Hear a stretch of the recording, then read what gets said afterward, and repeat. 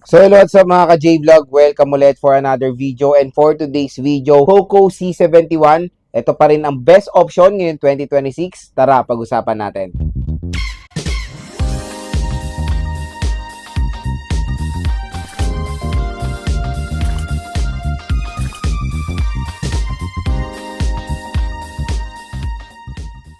So yun mga ka-J-Vlog, for today's video, pag-uusapan natin ng isa sa budget smartphone ni Poco, which is ang Poco C71. So itong smartphone na to, nakakatuwa naman na still available pa rin siya sa market or ngayon sa official store ng Poco sa online.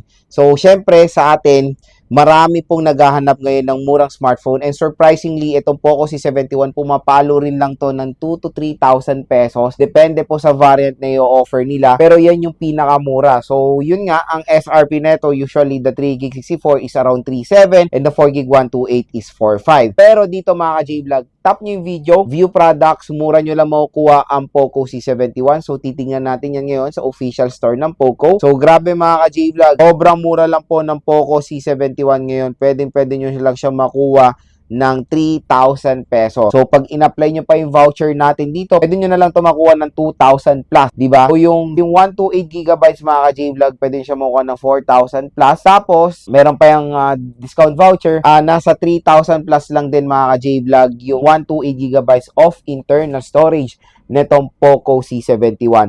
So ito sa video natin, pag-uusapan natin itong smartphone na to, kung bakit ito pa rin yung the best option ngayon 2026. Lalo-lalo na nung ni-review kasi natin to, wala pa naman yung mga ibang lumabas na smartphone. Ngayon kasi ang dami pong lumabas na sobrang budget meal, like the Tecno Spark Go 3, Infinix Smart 20, the Itel A100C, at marami pang iba. So, syempre, medyo, alam mo yun, nagkaroon ng maraming option or choices yung mga consumers natin kung ano ba ang magandang bilhin na smartphone ngayon 2026. So, again, dito sa video na to, tutulungan ko kayo mag-decide kung ano ba ang pinakamagandang smartphone na pwede mabili ngayon 2026. Kasi iba, baka nalimutan na yung Poco C71, hindi nila alam na still available pa rin yan. Or, for example, hanap sila sa online, nakita nila yung Poco C71, ano ba, ito na ba yung best option? So, syempre, magsa-search sila sa online or sa YouTube ng mga review. Eto na, gumawa na tayo mga J-Vlog. At ang maganda kasi dito, nanood lang kayo, dito kayo bumili sa link, magkaka-discount pa kayo or sobrang baba nyo lang makukuha ang Poco C71. Again, pinupush ko kayo bumili dito sa online dahil sayang po yung makukuha yung discount, and official store po ng Poco po yan. Okay? So, bakit nga ba best option pa rin ang Poco C71 ngayon 2026? Unang-una kasi dyan mga idol, yung screen display niya. Even though notch display siya given, pero malaki po ang screen size nito. 6.88 inches, HD Plus 720p ang kanyang resolution. Meron siyang 120Hz screen refresh rate. Biruin mo yan, nasa 2 to 3,000 pesos smartphone, 120Hz screen refresh rate, and napakagandang deal po niyan. Yung needs of brightness niya, nasa average level, not too bright, not too low, kumbaga average level lang siya. Pero again mga J-Vlog, ang may enjoy nyo dito sa Poco C71, to be honest, yung overall screen size niya, dahil sobrang laki po, talaga matutuwa yung mga consumers natin na gagamit dito sa smartphone na to, kasi hindi lang, sino ba naman ang ayaw manood sa isang smartphone na merong malaking display, di ba? So mapoprovide po yan ng Poco C71. When it comes sa kanyang operating system, syempre out of the box, it is powered ng Android 15. Again, nung ginamit ko to, hindi siya HyperOS. It is MIUI. I think MIUI talaga to kasi parang basic siya na operating system ng Android or ng Xiaomi. Hindi siya HyperOS experience. Pero in fairness, when it comes sa kanyang operating system, kumbaga makikita natin sa sobrang mura niya. Focus lang siya sa mga consumers na, alam mo yon, hindi power hungry.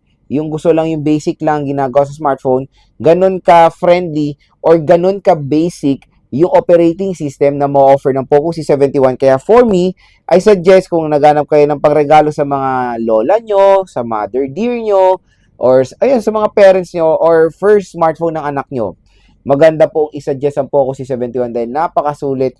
2 to 4,000, sabihin na natin 2 to 4,000 pesos, meron ka ng smartphone na ganito na rin ang specs na mo-offer. Again, hindi po mabagal ang smartphone na to dahil ang processor niya is the Unisoc T7250. Pinaka-favorite ko na processor sa budget smartphone ngayon. T7250, nakikita natin sa Nubia V80 Max. Realme C71. Now, usually around 5,000 pesos. Ito, 2 to 4,000 pesos. Kaya when it comes sa performance, matik kayang-kaya makipagsabayan ng Poco C71. May nagtatanong, Lods, paano po yan? Mababa lang ang RAM niya, mababa lang ang storage niya. Again, yung terno nung 64 is 3GB64. Kung makuha nyo ng 2,000 plus or 3,000 sarado, huwag na tayo magreklamo dyan dahil worth it na yan mga idol. Bakit? Again, yung 3,000 pesos po na budget, hindi po malaki yan. Nalagay ng Poco yung hindi mabagal na processor sa murang halaga lang. Kaya syempre, specifications para ma-meet yung demand ng isang consumer. So again, yung 3 gig of RAM, 3,000 pesos, okay na yan. Huwag na tayo magreklamo. Iba kasi nagreklamo ay 3 gigabytes of RAM pa. Magkano ba nakuha, Lods? Kung nakuha mo ng 10,000, talagang paglaban natin na 3 gigabytes of RAM, hindi worth it yan. 3K lang, di ba? Tapos, hindi mabagal yung processor. All goods na yan. Pagsalamat na kayo, hindi sila nag-offer ng GPU na Power VRG A322 like the Itel A100C. Yung Itel A100C at yung Poco C71 hindi nagkakalayo ng presyo, pero yung sa Itel A100C, medyo basura ang GPU nun compared dito sa Poco C71. Okay? So, better na yung processor neto sa murang halaga. Okay na yung RAM at ROM neto. Huwag na tayo magreklamo dyan. Let's appreciate din Poco na nakapag-offer sila ng smartphone na merong reasonable specification sa murang halaga lang. Dito mga ka-J-Vlog, magiging real to ako sa camera. So yes, mura siya. Wow, 32 megapixel main camera nito. Siguro sobrang linaw nito. 8 megapixel yung front-facing camera niya. Real talk mga ka-J-Vlog, yung 32 megapixel niya, hindi po feel na 32 megapixel. Medyo wash out. Hindi ko gusto yung quality. Medyo pale or sabihin na nating sobrang kulang sa kulay yung camera nito, even pag nagte-take tayo ng video, hindi ganun kaganda yung camera quality netong si Poco C71. Okay na sana matatanggap ko na yung ganung quality. Pero nakalagay kasi 32 megapixel eh. Yung mga ibang consumers kasi natin na hindi aware sa mga megapixel, akalain nila, akin 32 megapixel. Yung sa iPhone 13 Pro Max, 12 Pro Max, 12 megapixel lang. So again, hindi po tayo nagbe-base sa taas ng megapixel sa linaw ng isang photo. Nagdedepende pa rin tayo sa sensor, sa image sensor ng isang smartphone or camera sensor ng isang smartphone. Maraming tayong kailangan i-consider na factor sa ganda ng quality ng isang camera smartphone. Hindi lang sa megapixel, okay? Sinasabi ko na sa inyo to na baka ma-mislead tayo na yung isipin nyo, binili nyo to 32 megapixel, magtaka kayo, bakit ang pangit ng quality? Okay? So, for me, yan yung talagang makukuha nyo sa ganitong presyohan. Okay naman yung quality niya for its price, pero binigyan ko lang kayo ng heads up sa 32 megapixel na camera niya. Ang kanyang battery, okay rin naman, malaki rin naman, 5,200 mAh battery capacity for its price, okay yan, okay? Mataas din yan, matagal din naman siya malobad based on my experience nung naglaro ko dito or mga nag-scroll sa social media or nung game test naman tayo. 5,200 mAh sa presyo na 3,000 o 2 to 3,000, 3 to 4,000 pesos, all goods na yan. Kung naghanap kayo ng isang smartphone, for example, mga motor taxi riders, delivery riders natin, ito maganda yung suggest sa inyo. Mura lang siya, worth it sa investment nyo. Kumbaga, pwede siyang pangbabaran pag gagamitin nyo sa navigating tool. Kasi ang pinakamagandang i-consider din sa Poco C71 is yung kanyang IP rating. Meron tong IP64 water and dust resistant. So, meron siyang protection sa tubig. Hindi po siya pwede masubmerge, pero may protection siya sa water like yung mga raindrop, water pressure, which ayun nga, mga accidental spillage or drop. May mga ganyang protection ng Poco C71.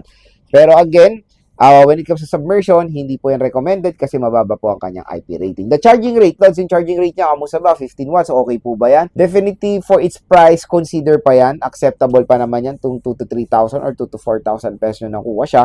And imagine niyo karamihan din naman ng mga smartphone sa ganitong presyohan. Usually, ganyan din naman ang ino-offer na charging rate. Kaya, when it comes sa charging rate niya for its price, hindi na ako magreklamo dyan. Acceptable naman yan for me. When it comes sa design, again, very identical naman yung ergonomics and form factor niya sa Xiaomi Redmi A5. Pero, yun nga, kumbaga when it comes sa design, very simple. Hindi siya ganun ka-aesthetic. Karamihan kasi ng mga consumers natin, tinitingnan is design and aesthetic. For me, simple lang siya. Pero, when it comes sa performance, may bubuga ang Poco C71 sa ganitong murang halaga. So, for me, mga ka-J-Vlog, ito pa rin ang isang best option na pwede nyo consider ngayon 2026. Sobrang mura lang ngayong March 2026 dito sa online. Tap nyo na yung View Products, official store po ng Poco yung pagbibilihan nyo. Kumbaga, ito na yung best chance nyo kunin ito dahil usually nawawalan to ng stock at malayo or sobrang layo ng price niyan sa mall.